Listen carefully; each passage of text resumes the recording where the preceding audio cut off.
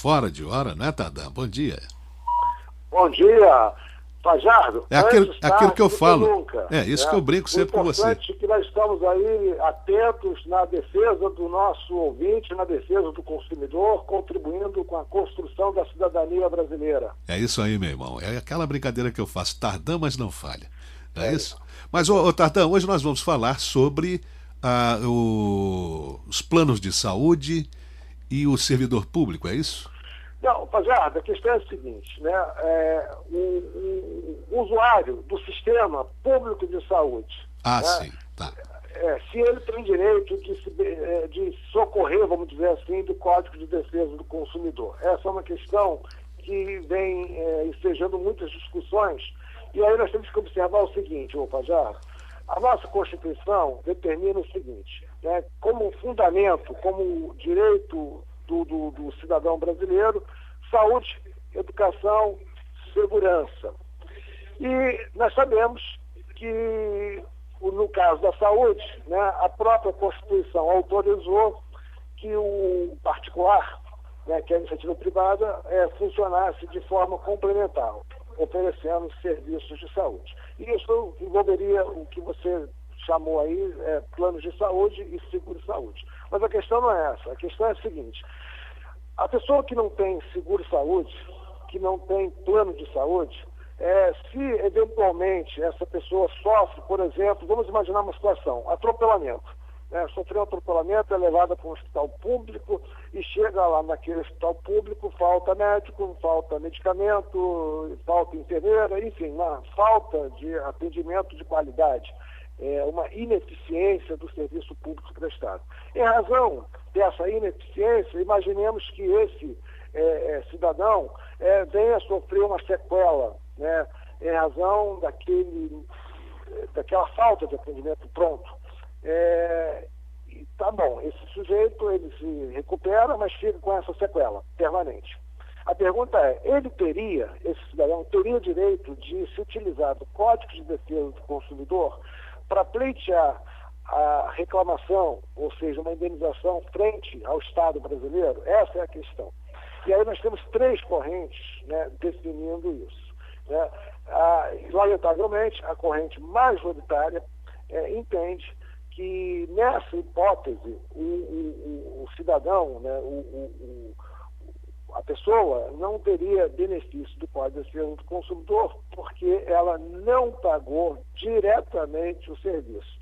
E a outra corrente que discorda disso vai dizer o seguinte: não, essa pessoa, muito embora não tenha pago diretamente, ela contribui, ela paga impostos, né? E aí nasce essa divergência. Afinal de contas, esse sujeito é consumidor ou não é consumidor? Sendo ou não sendo consumidor, ele não deixa de ser um contribuinte, né?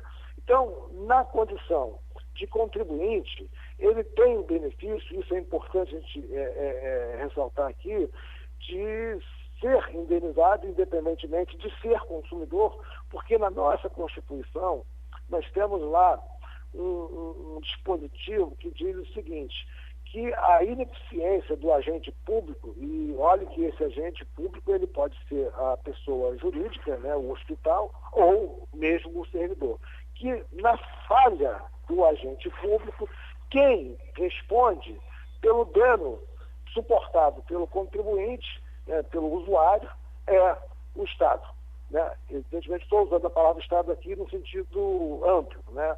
Se for um hospital público federal, a União. Se for um hospital público estadual, o Estado propriamente dito. Se for municipal, o município. Mas o importante é o seguinte, independentemente dessa discussão teórica, se esse cidadão seria um consumidor ou não, ele tem apoio, né? Ele está protegido pela Constituição Federal. O que resta, então, e aí essa é a minha posição, no primeiro momento, não sendo consumidor, sendo meramente contribuinte, ele já tem o benefício da Constituição. Mas me parece que mesmo que o juiz entenda que esse cidadão, nessa condição, já que ele não pagou diretamente o serviço, portanto faltou a remuneração que a gente chamaria de uti singular, ou seja, de utilidade singular, a remuneração tributária ela é de utilidade universal, ou seja, eu pago o tributo e o tributo não está vinculado a um serviço específico. Então, tem um sentido amplo. Mas mesmo esse juiz entendendo que esse cidadão não é consumidor, é contribuinte, porque a remuneração é de utilidade universal, me parece que o juiz poderia se utilizar de forma, então, subsidiária do Código de Defesa do Consumidor, por exemplo, para fazer processualmente a inversão do ônus da prova. Então, esse é um ponto que nós estamos debatendo muito, porque é visível, né, que nós temos vários estados brasileiros com dificuldades e com deficiências na prestação do serviço de saúde. E aí, me parece que o judiciário, apertando, né, impondo indenizações em cima dessa ineficiência, olhado, então, pelo ângulo do custo-benefício, a administração deveria e poderia procurar eficiência no sentido de melhorar a qualidade do nosso serviço. Então, esse instrumento aí, né, de forma subsidiária, defesa do consumidor, inversão do ônus da prova em face da administração pública, poderia ser sim um instrumento de pressão para que a gente melhorasse a qualidade do nosso serviço. E observando, o Pajá, que aí tem uma questão que a gente poderia, num outro momento, aprofundar a discussão, por exemplo, pessoas, né, com doenças que não têm tratamento ainda no Brasil. E essas pessoas ingressam com ação no judiciário, pleiteando um tratamento caríssimo fora do Brasil. Aliás, sobre isso, o STF deve se pronunciar, né, proximamente, né, porque aí tem uma questão também. Se esse tratamento é muito caro, muito embora esse cidadão tenha direito de reclamar, e esse tratamento não é oferecido regularmente no Brasil, a pergunta é, seria justo o judiciário condenar o Estado brasileiro a cobrir um tratamento muito caro fora do Brasil, em detrimento de um universo enorme de pessoas que sofrem com a dificuldade de orçamento para fazer, por exemplo, uma campanha contra a dengue. É uma questão que a gente tem que discutir. O indivíduo, né, o direito individual, em face do direito da coletividade. A gente pode, no próximo programa, aprofundar essa questão aí do indivíduo e o coletivo. Ok, Pajardo? Ok, muito obrigado, Jorge Tardan. Um abraço, um ótimo fim de semana. E na terça-feira que vem, Dr. Jorge Tardan, que é consultor do PROCON e professor da Faculdade Cândido Mendes. Voltamos para o nosso horário regular. Amém. Às exatamente 9h45 da manhã da próxima terça-feira. Obrigado, Tardan. Um abraço para você. Até lá.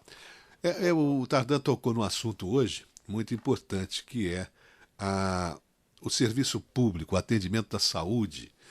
Nós somos um país em que os tributos são altíssimos. Todo cidadão brasileiro paga e paga alto pela saúde, por tudo, por serviços. E nós temos o pior serviço de saúde, talvez, do mundo. Eu acho que até do Paraguai a gente está perdendo. É impressionante. Quando é que nós vamos ter realmente um serviço de saúde que funcione e que possa atender a todos, sem distinção? Porque nem todos, aliás, a grande maioria do povo brasileiro não pode pagar plano de saúde.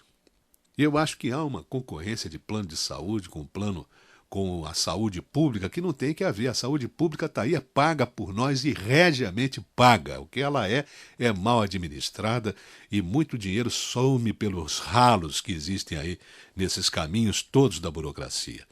Será que um dia nós vamos conseguir isso? Espero que sim. 10h48 no Rio de Janeiro, manhã MEC, trazendo Beatriz Azevedo.